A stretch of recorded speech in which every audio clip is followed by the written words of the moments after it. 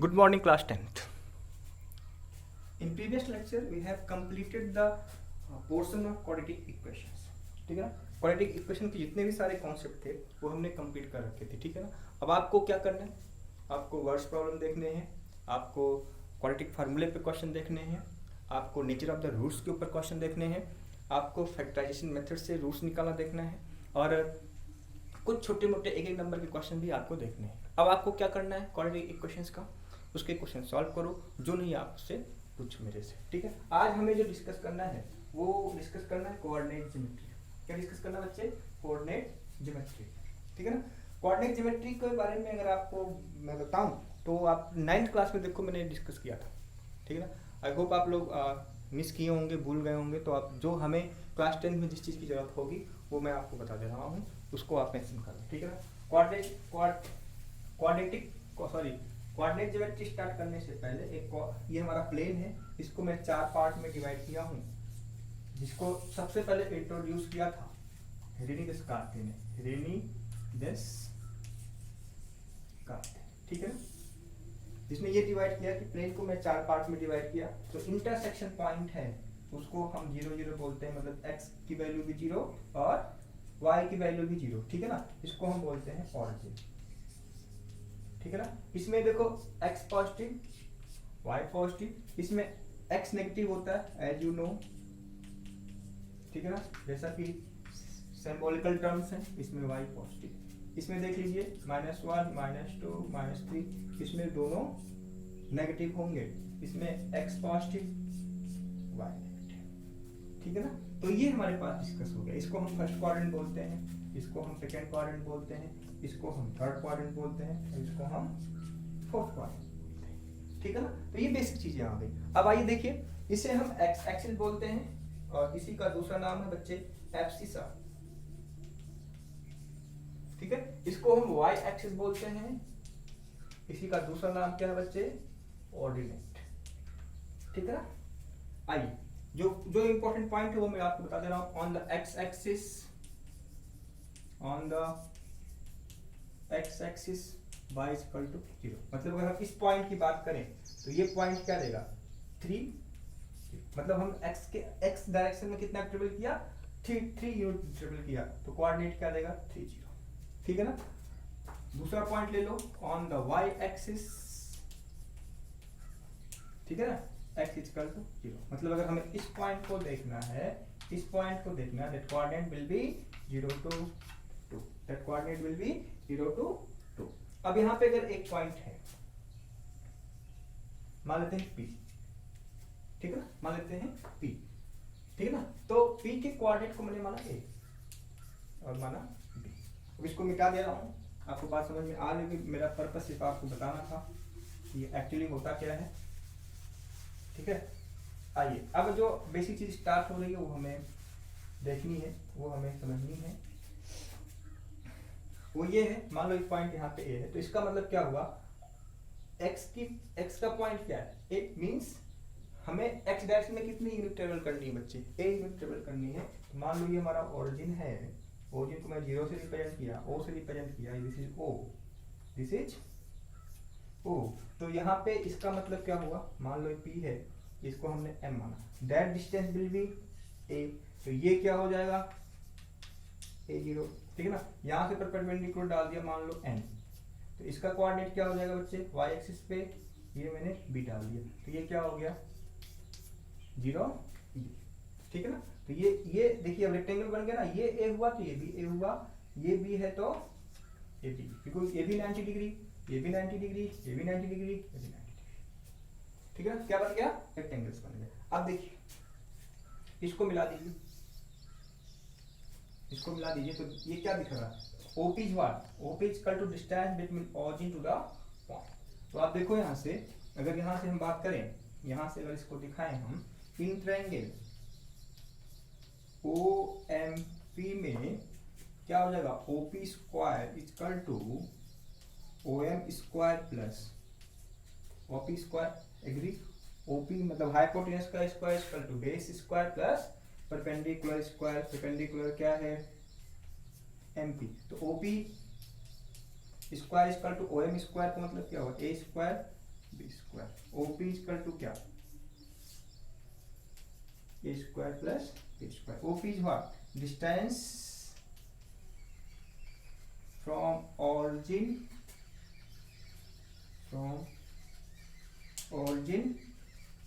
To the point X Y. ठीक है, बात समझ में आ गई नहीं आ गई? तो यहाँ से हमें चीजें डिस्कस करनी है। आपके सिलेबस में डिस्टेंस बिटवीन 2 पॉइंट से स्टार्ट करना है, वो चीज मैंने आपको बता दिया है। ऑरिजिन की बात करेंगे तो ऑरिजिन मतलब देखो, ऑरिजिन की बात करें तो जिसका एक्स कोऑर्डिनेट प्लस वाई का कोऑर्डिनेट का स्क्वायर रूट लेना है। ठीक है ना, ये कहाँ से आ रहा है ये मैंने आपको बता दिया। तो this is the basic part from the 9th class. ठीक है ना, जो कि हमने 9th क्लास में सारी चीजें डिस्कस कर रखी थी। ठीक है, और अब जो हमें पढ़ना है आपके 10th स्टैंडर्ड में, वो हम आपको कुछ चीजें बता रहे हैं जिसके बेसिस पे आपको क्वेश्चन सॉल्व करने हैं। ठीक है, जिससे आपको क्वेश्चन पूछा जाएगा, वो सारी चीज हमें देखनी है। ठीक है ना, आइए लिखिए जरा, distance between 2 points, distance between 2 points. जो कॉन्सेप्ट हमारा है वो ये है, डिस्टेंस बिटवीन 2 पॉइंट्स। ठीक है ना, तो आप यहां लिखो, लेट ए का कोऑर्डिनेट हमने ले लिया x1 y1 and point B x2 y2 on the plane. कहां पे, ऑन द प्लेन। अब देखिए यहाँ पे इसको डिवाइड कर दो, ये हमारे पास x, ये हमारे पास y, ये देखो पॉइंट दिया हुआ है, मान लो a, ये मान लो b। इसका कोऑर्डिनेट क्या है, x1 y1, इसका कोऑर्डिनेट क्या हो गया, x2 y2। Then distance between 2 point, distance between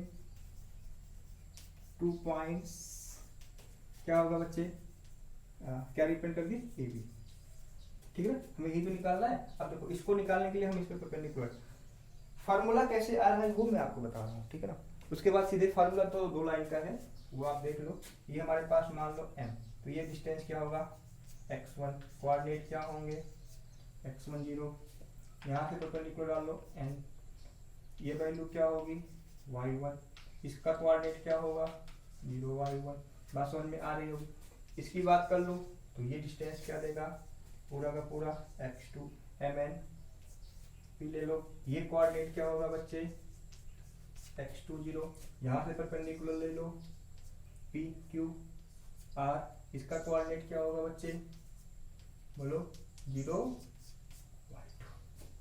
ठीक है ना, तो अब देखो ये डिस्टेंस क्या होगी, पूरा x2 माइनस x1, क्या होगी, x2 माइनस x1। इसको आप मिला दो a c। ठीक है ना, अब देखो ये पूरा क्या हो जाएगा, ये पूरा क्या है, y2 हो गया, ये पूरा क्या है, y1 हो गया। तो ये डिस्टेंस क्या होगी बच्चे, y2 माइनस, तो ये भी निकल जाएगा ना। अब आप देखो यहां से इन ट्रायंगल, देख रहे हो ना, कितना कितना मैं बेसिक से नहीं छोड़ा, मुझे बेसिक से जो भी मेजरमेंट होगा, ठीक है ना, वो ऑरिजिन से ही लिया जाएगा। ठीक है, ये चीज आप ध्यान रखना। In coordinate geometry, in triangle ABC में देखो, by Pythagoras theorem ab square equal to what, ac square plus bc square. ab square हमें निकालना है, बिकॉज ab हमें निकालना है। तो ac की वैल्यू क्या हो गई, ac is what, x2 minus x1 का होल स्क्वायर प्लस bc का मतलब क्या, y2 माइनस y1 का whole square. ab equal to क्या हो जाएगा बच्चे, under root x2 minus x1 का whole square plus y2 minus. This is the formula between 2 points, between 2 points. ठीक है ना, इसको आप लिख लो। अभी इस पे हमें एक क्वेश्चन करना है, एक क्वेश्चन मैं आपको समझा दे रहा हूँ कैसे क्या करना है, कैसे नहीं करना है। ठीक है ना, आइए लिखिए, एक क्वेश्चन लिखिए आप लोग, फॉर्मूला समझ में आ गया होगा शायद आपको। ठीक है, यहाँ पे कुछ इसके एप्लीकेशंस हैं, वो हम आपको कल डिस्कस करेंगे। पहले आप इसमें आप जो है ना, ये ये डिसाइड कर लो कि आपको आ गया कि नहीं आ गया। देखिए find the distance between the point. Question हमारे पास है find the distance between the points. क्या दे रहा है, देखो P हमारे पास है, इसका कोऑर्डिनेट हमने लिया है -6 7 और Q हमारे पास जो कोऑर्डिनेट है वो है -1 -5। हमें क्या कैलकुलेट करना है, PQ। एक क्वेश्चन में और ले दे रहा हूँ, इसे आपकी प्रैक्टिस हो जाए अच्छे से।